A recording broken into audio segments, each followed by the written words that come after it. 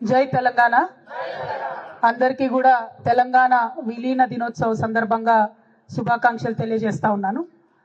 తెలంగాణ రాష్ట్రంలో అనేక సంవత్సరాలు రాచరికపు పాలన జరిగిన తర్వాత ఆ రాచరికపు నీడను అడ్డు పెట్టుకొని అనేక మంది భూస్వాములు, దొరలు, సామాన్య ప్రజల మీద ఆగడాలు చేస్తున్నటువంటి సందర్భాన్ని తెలంగాణ ప్రజలందరూ కూడా మరి ఒక్కతాటిపైకి వచ్చి మనం వ్యతిరేకించాలి. వీళ్ళ ఆగడాలను, మనము రాచరిక పోకడలను, సామాన్య ప్రజల యొక్క సంక్షేమాన్ని పట్టించుకోనటువంటి ప్రభుత్వాలను గద్దె దించాలనే ఉద్దేశంతో ప్రపంచంలో ఎక్కడా లేనటువంటి విధంగా అతి సామాన్యమైనటువంటి రైతులు అందరూ కూడా ఉద్యమం చేసి దొరలకు వ్యతిరేకంగా, భూస్వామ్యులకు వ్యతిరేకంగా, వారిని కాపాడుతున్నటువంటి అనేక మంది పెద్దలకు వ్యతిరేకంగా పోరాడి ఆనాడు ఒక ఉద్యమాన్ని తెలంగాణలో నిర్మించడం జరిగింది.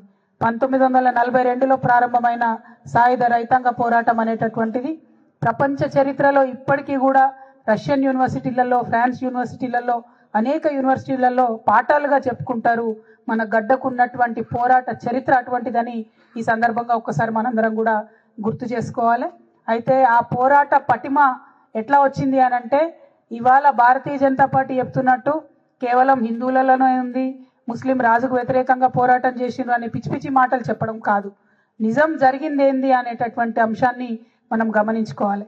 ఆనాడు రాచరిక పాలకులు అంటే అరాచకపు పాలన ఎవరు చేసినా, అది ప్రజాస్వామ్యంలో అయినా రాచరికంలో అయినా, ప్రజలు ఊరుకోరనే విషయాన్ని ఆనాటి నుండి ఈనాటి వరకు తెలంగాణ ప్రజలు మరి రిపీటెడ్గా చెప్తూనే వస్తూ ఉన్నారు.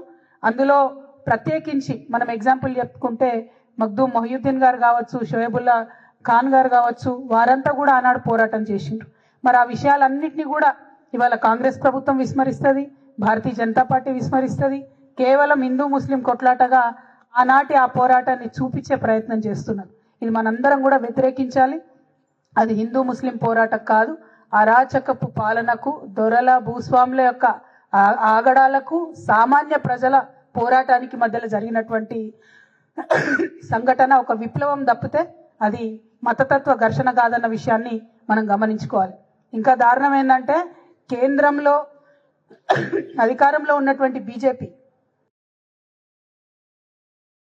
అఫీషియల్గా ఒక రాష్ట్రంలోకి వచ్చి ఫెడరల్ స్ఫూర్తికి వ్యతిరేకంగా ఆ రాష్ట్ర చరిత్రను వక్రీకరించే విధంగా ఇక్కడికి వచ్చి తెలంగాణ విమోచన దినోత్సవం అని గత 3 సంవత్సరాలుగా మన తెలంగాణ ప్రజల మీద రుద్దేటటువంటి ప్రయత్నం చేస్తున్నారు. దాని మీద ఖచ్చితంగా మనం పోరాటం చేయాలి. ఆనాడు 2023లో కరెక్ట్ ఎలక్షన్ల ముందు సెప్టెంబర్లో వచ్చి ఈ సడన్ ప్రకటన చేసి వాళ్ళు తెలంగాణ విమోచన అనేటటువంటి ప్రయత్నం చేసిండ్రు. నేను ఇవాళ భారతీయ జనతా పార్టీని సూటిగా ప్రశ్నిస్తున్నా, మీరు ఇంకా ఎక్కడ రాష్ట్రాలలో ఇట్లాంటి కార్యక్రమాలు చేస్తున్నారు? ఎందుకు తెలంగాణలో రెచ్చగొట్టడానికి ఇట్లాంటి కార్యక్రమాలు చేస్తున్నారు? వేరే ఏదైనా రాష్ట్రాలలో పోయి ఆ రాష్ట్ర చరిత్రను వక్రీకరించడానికి ఇటువంటి కార్యక్రమాలు చేస్తున్నారా అని చెప్పి నేను సూటిగా ప్రశ్నిస్తున్నా. మరి 2 సంవత్సరాల నుంచి ఈ కార్యక్రమాలు జరుగుతుంటే కనీసం రాష్ట్ర ప్రభుత్వం ఒక లేఖ కూడా ఎందుకు రాయలేదని ఈ సందర్భంగా నేను ప్రశ్నిస్తున్నా. 2023లో ఎప్పుడైతే బీజేపీ తెలంగాణ విమోచన దినోత్సవం అని చెప్పి కేంద్ర ప్రభుత్వం నుంచి చేస్తామని చెప్పి ఆనాడు కేసీఆర్ గారిని మన రాష్ట్ర ముఖ్యమంత్రిగా, మహారాష్ట్ర ముఖ్యమంత్రి గారిని, కర్ణాటక ముఖ్యమంత్రి గారిని అందరినీ కూడా ఆ కార్యక్రమానికి ఇన్వైట్ చేస్తే కేసీఆర్ గారు ప్రొటెస్ట్ చేసిండ్రు. ఇది కరెక్ట్ కాదు, మా చరిత్రను వక్రీకరించొద్దు, నేను ఈ కార్యక్రమానికి రాను, మీరు ఇట్లాంటి కార్యక్రమాలు మా రాష్ట్రంలో చేయొద్దు, ఇది ఫెడరల్ స్ఫూర్తికి వ్యతిరేకమని కేసీఆర్ గారు ఆనాడు వెళ్ళలేదు. దానికి కౌంటర్గా ఆనాడు మన రాష్ట్ర ప్రభుత్వం, తెలంగాణ రాష్ట్ర ప్రభుత్వం భారతీయ సమైక్యతా దినోత్సవం, నేషనల్ ఇంటిగ్రేషన్ డే లాగా సెప్టెంబర్ 17 సెలబ్రేట్ చేయాలి. మన తెలంగాణ సంస్థానం, హైదరాబాద్ స్టేట్ మొత్తం కూడా ఇండియన్ యూనియన్లో విలీనమవుతున్నటువంటి సందర్భాన్ని రాచరికం నుంచి ప్రజాస్వామ్యం వైపు, మొనార్కీ టు డెమోక్రసీ ట్రాన్సిషన్గా చూసినంత తప్పితే అది రిలీజియస్ ఫైట్ కాదు అనే విషయాన్ని అందరం కూడా గమనించుకోవాలి. ఇవాళ రేవంత్ రెడ్డి గారి ప్రభుత్వాన్ని కూడా నేను సూటిగా ప్రశ్నిస్తా ఉన్నాను, మీరు ఈ అంశం మీద కేంద్ర ప్రభుత్వానికి లేఖ రాయండి, కొట్లాడండి. They have no right to come here and change our history. It is against the federal spirit. I appeal to the central government. You cannot continue these celebrations. It is not a religious fight. It was poor people's fight against the atrocities of the zamindari system in Telangana existing at that point of time. You should understand the history. Kindly do not distort the history of Telangana.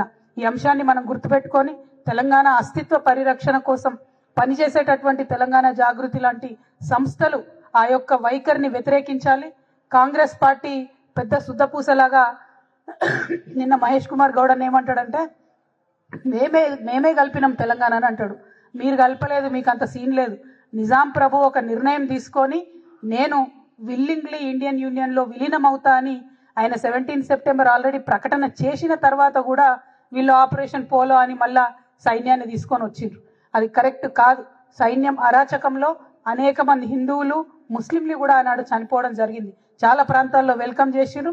అందుకే ఇవాళ కూడా మన తెలంగాణ అనేక పల్లెల్లో దండుబాట అని ఉంటాయి. మనందరికీ తెలుసు, ఊర్లలో ఇప్పటికి కూడా దండుబాట అంటారు.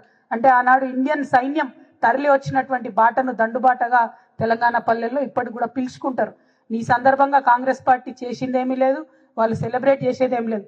కానీ నిజంగా కాంగ్రెస్ పార్టీకి బీజేపీ మీద, మోడీ గారి మీద మీకు ఇంటర్నల్ అండర్స్టాండింగ్ లేకపోతే వ్యతిరేకించండి. They cannot hold a program like that in our state. ఒక చిన్న ప్రయత్నం మేము చేసినాం. ఆనాడు అనేక మంది స్వాతంత్ర సమరం కోసం పోరాటం చేసినటువంటి యోధులలో ప్రత్యేకించి ఆనాటి ఉమ్మడి జనగామ సిద్దిపేట ప్రాంతం నుంచి ఉన్నటువంటి ఎంకే మొయినుద్దీన్ గారిని ఈరోజు ఇన్వైట్ చేయడం జరిగింది. వారికి 99 సంవత్సరాల వయసు. వారు ఆనాడు పెద్ద పెద్ద నాయకులతో కలిసి నిజాం ప్రభుత్వానికి వ్యతిరేకంగా, ప్రజలను అరాచకంగా గురి చేస్తున్నటువంటి దొరలకు వ్యతిరేకంగా, భూస్వాములకు వ్యతిరేకంగా పోరాటం చేసినటువంటి పోరాట యోధుడు.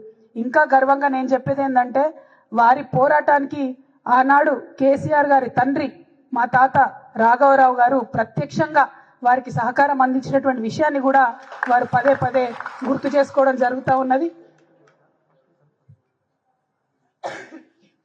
అయితే ఇటువంటి పోరాట యోధుడిని ఈరోజు సెప్టెంబర్ 17 రోజు మరి గౌరవించుకోవడం అనేది నా అదృష్టంగా, తెలంగాణ జాగృతి నాయకులు కార్యకర్తలందరి అదృష్టంగా కూడా నేను భావిస్తూ ఉన్నాను. వారి మాటల్లో వారి నుంచి ఆనాటి పోరాటం ఎట్లాంటిదో వినేటటువంటి ప్రయత్నం చేద్దాం. మళ్ళీ ఒకసారి సెప్టెంబర్ 17 అంటే మనము భారతదేశంలో విలీనమైనటువంటి రోజు, దేశభక్తిని చాటుకునేటటువంటి రోజు. ఎట్ ద సేమ్ టైం మత సహనాన్ని, మన తెలంగాణలో ఉన్నటువంటి గంగా జమున తహజీబ్ని ముందుకు తీసుకెళ్లే రోజుగా సెలబ్రేట్ చేసుకోవాలని తెలంగాణ జాగృతి నాయకులకు, కార్యకర్తలకు